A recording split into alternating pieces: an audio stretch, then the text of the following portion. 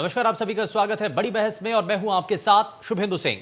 UP विधानसभा चुनाव 2022 में बसपा प्रदेश की 403 विधानसभा सीटों में से सिर्फ एक सीट पर ही जीत हासिल कर सकी और इस शर्मनाक प्रदर्शन के बाद राजनीतिक पंडितों का यह कहना है कि बसपा लगभग खत्म हो चुकी है। उसके वोट बैंक का एक बड़ा हिस्सा भाजपा और अन्य पार्टियों में शिफ्ट हो चुका है। मायावती ने बैठक में हार की समीक्षा करने के लिए हारे हुए 402 प्रत्याशियों को बुलाया। बसपा सुप्रीमो मायावती ने पार्टी संगठन की बैठक लेते हुए कई अहम निर्णय लिए। उन्होंने पार्टी संगठन में प्रदेश स्तर पर 3 प्रभारी बनाए जाने की घोषणा की। बाबू मुनकाद अली, राजकुमार गौतम और विजय प्रताप को प्रदेश प्रभारी बनाया गया। 2007 में प्रदेश में पूर्ण बहुमत की सरकार बनाने के बाद 2022 में पार्टी के सिर्फ एक सीट पर ही सीमित हो जाने से सभी हैरान हैं। इससे पहले 2012 में बहुमत से सरकार बनाने वाली समाजवादी पार्टी ने भी 2022 में नतीजों को लेकर के जीते और हारे प्रत्याशियों के साथ समीक्षा बैठक की, तो वहीं कांग्रेस ने भी चुनावी हार की समीक्षा बैठक की। समीक्षा बैठक को कहीं ना कहीं अब 2024 के लोकसभा चुनाव से जोड़ करके देखा भी जा रहा है। वहीं विधानसभा चुनाव के नतीजों के बाद जहां बहुजन समाजवादी पार्टी और कांग्रेस को कड़ी हार का सामना करना पड़ा, तो वहीं दूसरे नंबर पर रही समाजवादी पार्टी के लिए अब 2024 के लोकसभा चुनाव चुनौती बन चुके हैं। बीएसपी, सपा, कांग्रेस 2024 चुनाव की रणनीति बनाने में जुट चुके हैं, तो वहीं ऐसे में पार्टियां पदाधिकारियों को जिम्मेदारी देने का काम भी अब शुरू कर चुके हैं। चुनावी हार पर महामंथन इसी को लेकर के किया जा रहा है।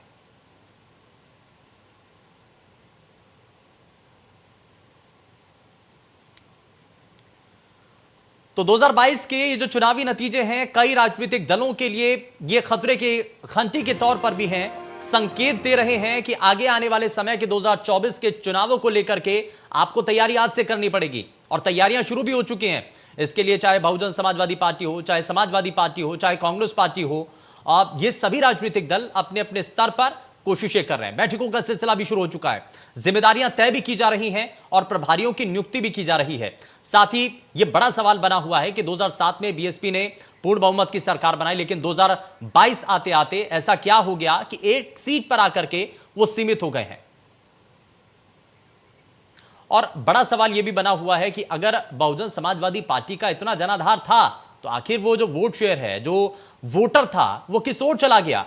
अब बहुत सारे पॉलिटिकल पंडित ये भी कह रहे हैं कि बहुजन समाजवादी पार्टी का जो कोर वोटर था वो इधर उधर भटक रहा है। अब ये कहा जा रहा है कि जो लाभार्थी वर्ग जिसको बहुत हद तक फायदा पहुंचाया सरकार ने, यानी कि भारतीय जनता पार्टी की सरकार ने मौजूदा वक्त में योगी आदित्यनाथ के रहते हुए जो मुफ्त राशन दिया गया, अन्य योजनाएं जो चलाई गई, उनका सीधे तौर पर फायदा उन लाभार्थी वर्ग, यानी कि उसमें दलित वर्ग भी शामिल था, उसमें पिछड़ा वर्ग भी शामिल था, ओबीसी वर्ग भी था और अन्य जातियां और उसमें लोग भी शामिल थे। अब यह माना जा रहा है कि इसी वजह से जो बाकी जो कैडर है या बाकी जो लोग हैं, चाहे बाकी समाज के जो लोग हैं, वो सभी जो हैं बीजेपी के साथ जुड़ते हुए नजर आए और कुछ वोटर जो हैं वो बीजेपी को, जो एंटी बीजेपी वोट था, वो बीजेपी को हराने के लिए समाजवादी पार्टी में शिफ्ट हो गया। तो अब ऐसे में दो धुरी बन गई थी और इसी दो धुरी के बनने की वजह से नुकसान इसमें न सिर्फ कांग्रेस को हुआ बल्कि बहुजन समाजवादी पार्टी को हुआ। अब बहुजन समाजवादी पार्टी के लिए अपने आप में बड़ी चुनौती थी, क्योंकि क्षेत्रीय दल है, क्षेत्रीय पार्टी है और इस क्षेत्रीय पार्टी के द्वारा अगर प्रदेश के अंदर 2007 में इतना अच्छा प्रदर्शन किया गया था, पूर्ण बहुमत की सरकार बनी थी, लेकिन 2022 आते आते एक सीट पर आकर के सीमित रह जाना, यह अपने आप में खतरे के संकेत भी हैं। जरा इन्हीं सभी चीजों को समझ लेते हैं और जरा जल्दी से डिबेट को ओपन करता हूं और 3 खास मेहमान हमारे साथ कार्यक्रम में जुड़ चुके हैं। सबसे पहले आपको मिलवा देते हैं उनसे। भारतीय जनता पार्टी से प्रवक्ता एसएन सिंह साहब हमारे साथ कार्यक्रम में जुड़ चुके हैं, बहुत स्वागत है सर आपका। आप हमारे साथ समाजवादी पार्टी से पूर्व मंत्री अशोक यादव जी कार्यक्रम में जुड़ चुके हैं। अशोक जी, बहुत स्वागत है आपका। और हमारे साथ दलित चिंतक प्रोफेसर कालीचरण स्नेही हमारे साथ कार्यक्रम में जुड़ चुके हैं, बहुत स्वागत है सर आपका कार्यक्रम में। शुरुआत में कालीचरण स्नेही जी आपसे ही करना चाह रहा हूं, ये जो अभी ये कहा जा रहा था कि बहुजन समाजवाद पार्टी जो है वो बहुत हद तक कोशिश कर रही थी 2007 में जो पूर्ण बहुमत की सरकार बनाती है, 2022 आते आते ऐसा क्या खेल हो जाता है कि जो आपका कोर वोटर था वो इधर उधर चला जाता है, बहुजन समाजवादी पार्टी से छिटक करके, चाहे वो बीजेपी में चला जाता है, चाहे वो समाजवादी पार्टी में चला जाता है। ये हो क्या रहा है, आखिर ऐसा हुआ कैसे? देखिए, असल में मीडिया मैनेजमेंट जो हुआ है उसमें भी बहन जी ने साफ तौर पे कहा है कि एक तरह से केवल ये भाजपा और सपा की लड़ाई मान ली गई थी और एक तरह से मीडिया ने बाहर कर रखा था बसपा को। उसका मनोवैज्ञानिक असर वोटरों पर भी पड़ा, लेकिन ये सही बात है, इसमें कुछ कमियां रही हैं जिनका मंथन जारी है, कहाँ क्या कमी हुई है, लेकिन इसमें ये सच्चाई नहीं है कि जाकर के बीएसपी का वोट जो है भाजपा को गया, या जाकर के भाजपा का बीएसपी का जो कोर वोटर है वो और मतलब किसी तरह से उसको भ्रमित किया गया, ये सही बात है, लेकिन सपा की ओर उसका जाना रहा है। तो इसमें असल में बात ये हुई है कि जो एक नैरेटिव तैयार किया गया था मीडिया के द्वारा और कॉर्पोरेट जो है उन्होंने जो सर ये बड़ा अच्छा तरीका है कि सारी जो कमियां होती है ना वो मीडिया के ऊपर थोप दो। अगर इसमें पॉलिटिकल पार्टी अगर ग्राउंड पर नहीं कर पाई तो इसको स्वीकार भी तो करना चाहिए ना। अब पॉलिटिकल पंडित तो ये भी कहते हैं कि मायावती ने इतने ज्यादा कैंपेनिंग नहीं की, लोगों के साथ इंटरेक्ट नहीं किया, कैंपेनिंग नहीं कर पाए। जब कैंपेनिंग के लिए निकली हैं तब कवरेज कहाँ मिला उतना, जितना कि मैंने जितना वो कर रही थी, जो रैलियों में जो भीड़ हो रही थी, जिस तरह से सपा की भीड़ को दिखाया जा रहा था, वो यहाँ तक कि ओवैसी की भीड़ को भी दिखाया जा रहा था, उनके बयान बराबर लिए जा रहे थे, साक्षात्कार रिलीज हो रहे थे, लेकिन इतना मौका बीएसपी को नहीं था। तो सर जो भीड़ आप कह रहे हैं ना कि बीएसपी के साथ थी, जो आप कह रहे हैं कि बीएसपी के साथ जो भीड़ जुट रही थी वो वोट में तब्दील कहां हो पाई है? फिर वो भी तो वोट में तब्दील नहीं हो पाई ना। नहीं, देखिए ये बात है, वोट में तब्दील असल में देखिए 1 करोड़ से ज्यादा फिर भी वोट तो मिले ही हैं। सच्चाई को तो स्वीकारना पड़ेगा ना सर। नहीं, वो तो सही बात है, उसमें सही बात है कि मतलब हमारा जो बीएसपी का जो कोर वोटर था उसमें से कुछ जो अति दलित जातियां हैं वो भाजपा के साथ पहले से भी जाती रही, पारंपरिक रूप से वो गई हैं। अति पिछड़ों का वोट जो है नहीं मिला, और बहन जी ने स्वयं स्वीकार किया कि जाकर के अल्पसंख्यकों का वोट भी इस तरफ नहीं आया, क्योंकि ये मान लिया गया कि भाजपा को केवल सपा हरा सकती है, इसलिए जो कंफ्यूज किया गया उसका भी लाभ मिला। नहीं तो इसमें तो लोगों ने नैरेटिव सेट किया, ये लोगों के बीच में से बात थी ना, ये लोगों के द्वारा कहा जा रहा था कि अगर बीजेपी को कोई हरा सक रहा है तो वो समाजवादी पार्टी नजर आ रही है, इसमें बहुजन समाजवादी पार्टी विकल्प क्यों नहीं बनी? नहीं, ये कहलवाया जा रहा था, लेकिन देखिए एक बात तो सुन लीजिए, ये तो पक्का है कि माना कि ठीक है बीएसपी का वोट जो है अधिकांश सपा की ओर गया, लेकिन और सपा का अपना वोट था ही, इसके बावजूद भी भाजपा को हराना आसान नहीं है। मतलब ये तय हो रहा है कि आगामी जो चुनाव होगा उसमें सपा कितनी ताकत से लड़े फिर भी वो उनको हरा नहीं सकती है, ये तो पक्का है। हाँ, ये सही बात है कि बहन जी ने जो सपा से जो पहले 19 के चुनाव में जो समझौता किया था, तो मुझे लगता है कि बीएसपी ने उस समझौते को जरूर तोड़ा, लेकिन वोटरों का मन वहां बना रहा। ठीक है, समझौता तो तोड़ दिया, लेकिन वोटर्स के मन में ये बना रहा कि ये दोनों ही एक ही टीम हैं, और यहीं से नुकसान बहुजन समाजवादी पार्टी को भी हुआ है। अशोक यादव जी को जरा जल्दी से जोड़ लेता हूं। अशोक यादव जी, आपको भी नजर आता है कि इसमें बहुजन समाजवादी पार्टी को ज्यादा नुकसान हो गया, समाजवादी पार्टी को इसमें फायदा मिल गया? 2019 का जो गठबंधन था ये समाजवादी पार्टी के लिए बड़ा फायदेमंद साबित हुआ 2022 आते आते।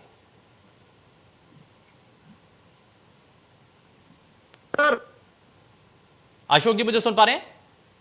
हाँ सर, अब सुन पा रहा हूं आपको। हाँ, 2019 का जो समीकरण बनता है, जो गठबंधन किया जाता है, उसका फायदा आपको आकर के 2022 में मिलता है। विपक्ष के तौर पर, एक बड़े दल के तौर पर बीजेपी को हराने के लिए लोगों ने इसलिए वोट किया समाजवादी पार्टी को क्योंकि एक ऑप्शन के तौर पर नजर आ रहा था। अब कालीचरण जी ये कह रहे हैं कि 2019 में जो गठबंधन होता है ना, उसकी वजह से लोगों के मन में, या वोटर्स जो थे जो बहुजन समाजवादी पार्टी के साथ जुड़े रहे थे, एक लंबे समय तक साथ देते रहे थे, वो सिर्फ इसलिए समाजवादी पार्टी के साथ जुड़ जाते हैं क्योंकि 2019 में गठबंधन भी हुआ था। यही फायदा दे गया समाजवादी पार्टी को। आपको भी नजर आता है क्या? इनकी बात अब ये चिंतक समझ में आते हैं, लेकिन ऐसा लगता है जब मैंने सुन लिया था, मैं बाद में, हाँ मैं थोड़ा बाद में वीडियो में आया था। देखिए सच बात यह है कि अखिलेश यादव ने एक बिल्कुल मरी मरी पार्टी को जिंदा कर दिया था। एक आदमी ने अपनी ताकत पर चुनाव लड़ा, उसने रैली की 150 करीब 100-110, इनने की मात्र 5-7 रैली, लेकिन हमें सीट 5 मिली, इनको 10 मिली। उस आदमी ने बहुत खुले दिल से स्वीकार किया था कि अगर मायावती जी दिल से मेरे साथ आ जाएं और आगे भी हमारा गठबंधन रखेंगी तो कालांतर में इसका लाभ मिलेगा। जो लोग कालांतर के लाभ और नुकसान को भूल जाते हैं, वो राजनीति बहुत छोटी करते हैं। नहीं, बहुजन समाजवादी पार्टी के नेता कह रहे हैं आपने तो ट्रैप बनाया था, उस ट्रैप के अंदर बीएसपी फंस गई, आपको फायदा मिल गया, वो नुकसान में रह गए। नहीं, अगर मैं आज आपसे कहता हूं, मेरा खुद का मानना यह है कि बसपा सपा लगातार चलते रहते, सुरेन जी अगर लगातार साथ चलते रहते तो इस बार ये दोनों मिलकर सरकार बना सकते थे। आप सुनिए मेरी, हाँ मेरा ये मानना है कि थोड़ा सा अगर ये दोनों लोग मिलकर चलते रहते तो आज जाके ये सरकार बना सकते थे, लेकिन बस वही बाजीगरी होती। हमारा नेता साफ दिल का है, खुल के राजनीति की, सड़कों पर उतरा। इन्होंने पर्दे के पीछे क्या किया आप बताइए। 235 सीटें थी 2008 में, साथ में मिली 206, बाद में इनके साथ जो लोग जुड़ गए थे। लेकिन आखिर क्या कारण हुआ कि बाद में इनकी सीटें मात्र एक रह गई। मतलब इतना गठोरियत मैंने राजनीति में देखा नहीं कभी, एक सीट रह गई। तो दलित चिंतक महोदय हमारे जो बैठे जिनकी बात शुरू में सुन ली थी कालीचरण जी, इस पर चिंता करना पड़ेगा। अम्बेडकर जी का जो मिशन था उस पर अखिलेश जी चलने की कोशिश यानी कि समाजवादी पार्टी की तरफ से रास्ते खुले हुए हैं बहुजन समाजवादी पार्टी के लिए। मैं जरा रिएक्शन लूंगा मैं जरा कालीचरण जी से, लेकिन जरा एसएन सिंह साहब आपको क्या इसमें नजर आता है? क्योंकि जितना आप जो दलित वोटर हैं समाजवादी पार्टी की तरफ वोट करते हैं, लेकिन ये इसमें माना जाता है कि बहुत हद तक जो समर्थन है वो बीजेपी को भी किया जाता है। असल में कारण क्या है? लाभार्थी वर्ग जो फायदा पहुंचाया गया, सरकार की जो योजनाएं थी उनका बेनिफिट मिला इसलिए साथ दिया, क्या कारण रहा? देखिए, एक बहुत बड़ा बदलाव हुआ है समाज में, और जो वोटर है वो बहुत ही समझदार हुआ है। वो ये माना है कि हमें वोट बैंक की तरह उपयोग किया जा रहा है, या जो भी पार्टियां हैं हमारे लिए कुछ कर रही हैं। यदि आप कुछ कर रहे हैं तब तो वो आपके साथ खड़ा है, और यदि आप नहीं कर रहे हैं और सिर्फ जाति और धर्म में बांट के उसको लेकर चलेंगे तो मुझे नहीं लग रहा है कि अब वो उस तरह से बटेंगे। क्योंकि उन्होंने तमाम पार्टियों की तुलना किया और देखा कि और लोग तो केवल परिवार का पेट भरते थे और पर्ची पर सरकार चलाते थे, लेकिन भारतीय जनता पार्टी की जब सरकार आई तो पूरे प्रदेश के लोग ही उसके लिए परिवार दिखे। और उसने जो योजनाएं ले आई वो अंत्योदय की योजना, जो अंतिम व्यक्ति तक पहुंचाई जाए, अंतिम व्यक्ति का कल्याण हो, महिलाओं का कल्याण हो, किसानों के लिए कार्य हुआ, रोजगार मिले, सड़कें बनी। देखिए अशोक जी, नहीं मैं सुन रहा हूँ, कुछ और भी बोलिए, कुछ परिवर्तन करके बोलिए जनाब। जब परिवर्तन इस तरह का आएगा कि लोग तुलना करेंगे कि और जो सरकारें थी उनमें और भारतीय जनता पार्टी में क्या अंतर है, तो निश्चित तौर पे अगर आप इस मत से विसंगत रखेंगे तो निश्चित तौर पे जनता को गाली देने का कार्य आप करेंगे। आज जनता जनार्दन होती है, जनता ने सर आंखों पे भारतीय जनता पार्टी को बैठाया। भारतीय जनता पार्टी जन आशीर्वाद के यात्रा के माध्यम से भी जनता के बीच में गई थी। हम अपने योजनाओं के बारे में बताए और समझाए। जात की तमाम जंजीरें टूटी, धर्म की जंजीरें टूटी। मुस्लिम महिलाओं ने भी भारतीय जनता पार्टी का साथ दिया, क्योंकि गांव गरीब किसान की हमने चिंता किया। जब इस तरह की योजनाएं ले आएंगे अशोक जी, आपको लगता है कि ये घिसी पिटी है। एक समय भारतीय जनता पार्टी उत्तर प्रदेश और देश के राजनीति में अल्पसंख्यक थी, लेकिन हम योजनाओं को ले आते आज जनता के अंदर इस तरह का विश्वास बना लिए, विश्वास कि जनता ये विश्वास कर रही कि आदरणीय प्रधानमंत्री जी और आदरणीय मुख्यमंत्री जी जो कुछ भी कर रहे हैं वो प्रदेश की जनता के हित में कर रहे हैं, और आगे जो कुछ भी करेंगे प्रदेश की जनता के हित में करेंगे। ये जो भरोसा है वो विश्वास का भरोसा है। एसएन सिंह साहब आप ये कह रहे हैं जो भरोसा है वो विश्वास का भरोसा है। कालीचरण जी में जरा जल्दी से एक रिएक्शन, ये जो बीजेपी की तरफ वोट शिफ्ट हुआ है ना, जो वोटर्स इधर से इधर पहुंचे हैं वो भरोसे के आधार पर पहुंचे हैं, विश्वास है, ये कहना है सिंह साहब का।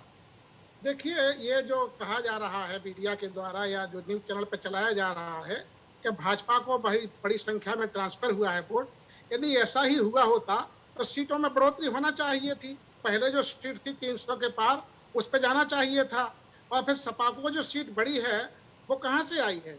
तो सीधे देखिए, इसमें यह है कि एक सही बात कही हमारे सिंह साहब ने, अशोक सिंह जी ने बिल्कुल सही बात कही।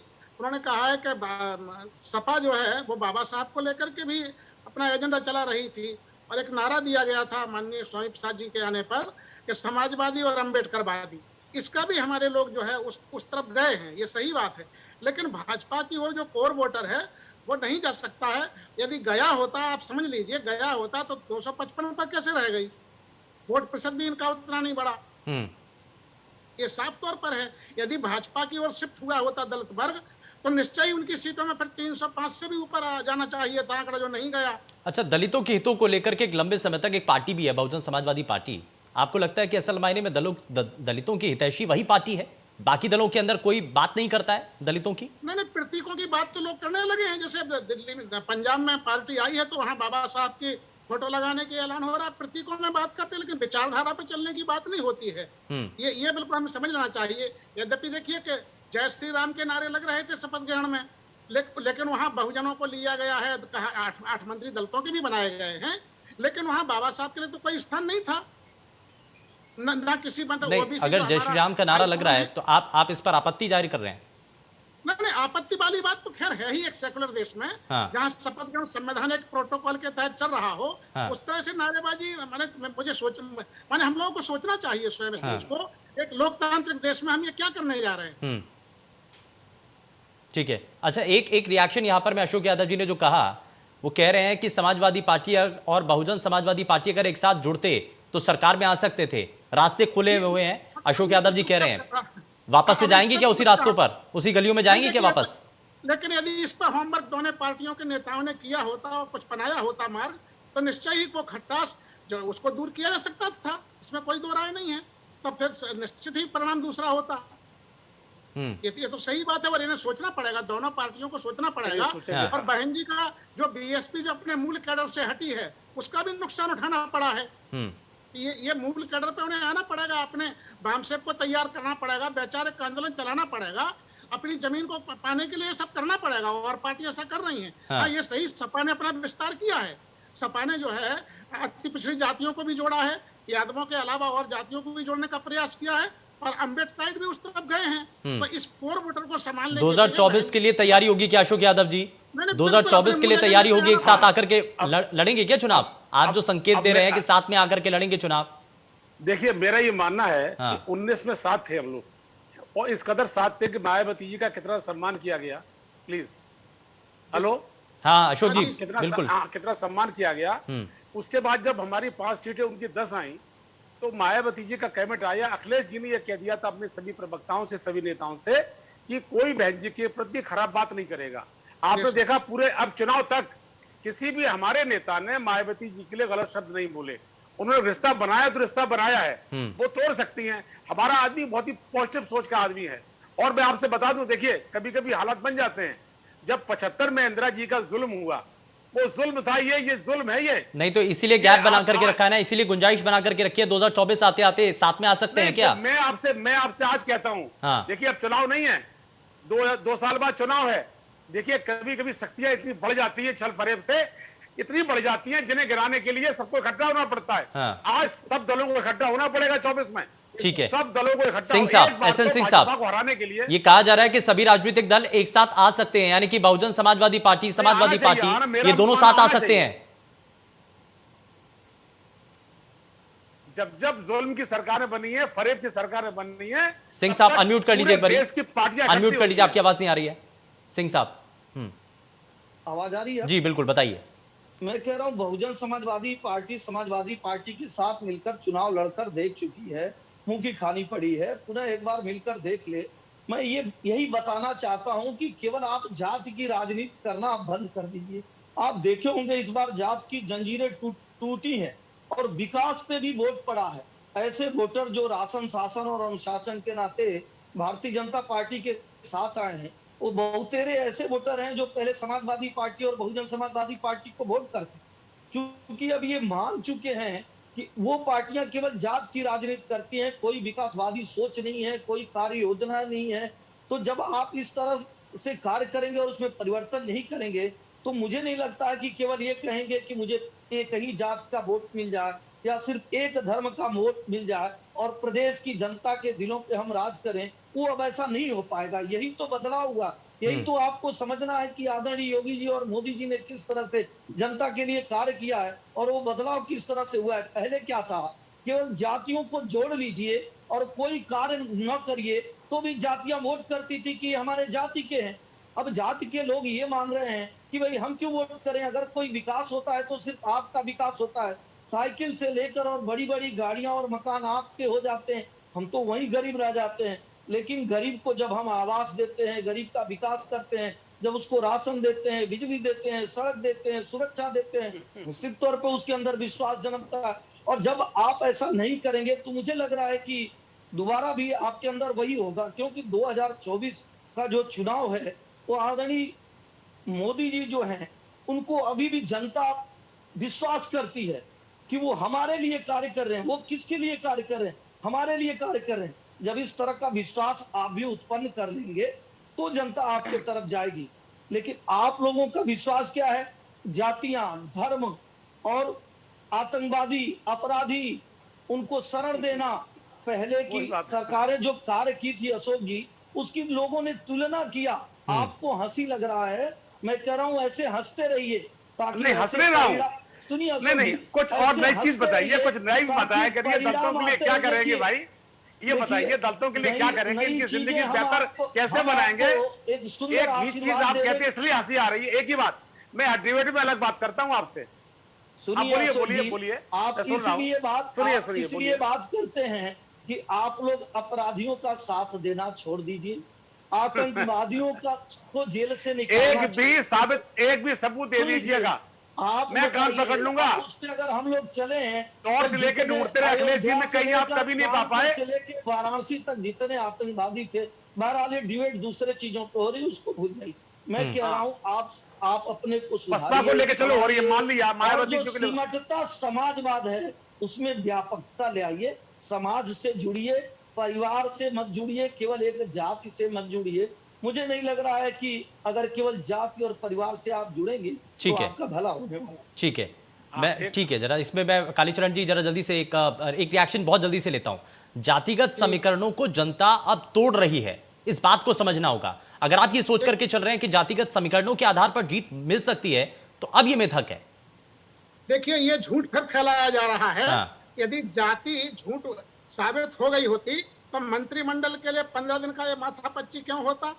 ये जो जाति का गणित बिठा करके मंत्रियों को बाकायदा गिन गिन करके बताया जा रहा है, इतने ब्राह्मण विधायक जीते, इतने का हिस्सा दिया गया, इतने दलित जीते, इतने का हिस्सा दिया गया है, इतने ओबीसी जीते, इतने का। ये क्या है? जाति के पहले भी भाजपा ने जातिगत पार्टियों से गठबंधन किया। चलिए ठीक है, बाकायदा उसने कहा हुआ, और ये सही। अब देखिए, बेबी रानी जी को राज्यपाल से इस्तीफा दिलवाया, लेकिन खूब हल्ला किया कि जाकर के उनको उप मुख्यमंत्री बनाया जा रहा। देखिए, दलितों का वहां स्थान नहीं है। ओबीसी को तो तवज्जो दिया है, हम मानते हैं, लेकिन दलितों को भाई मन रखने के लिए ही यदि ये मान लिया जाए कि भाजपा के पास दलितों ने भरोसा किया है, उस तरफ करवट बदल रहे हैं, लेकिन मन रखने के लिए भी बहुजन समाजवादी पार्टी के साथ क्यों नहीं जुड़ पा रहे हैं? ये अपने आप में हालांकि चिंता का बड़ा कारण भी है। खैर, अब इस पर मंथन भी चल रहा है। बहुत शुक्रिया तीनों ही खास मेहमानों का कार्यक्रम में शामिल होने के लिए। लेकिन हार की समीक्षा होना तय है और इसीलिए लगातार हार पर मंथन किया जा रहा है, चिंतन किया जा रहा है। कोशिश यही है कि 2022 में जो गलतियां हुई हैं, 2024 में ऐसी गलतियों को दोहराया ना जाए, सुधार किया जाए। पेशकश में फिलहाल के लिए बस उतना ही। नमस्कार।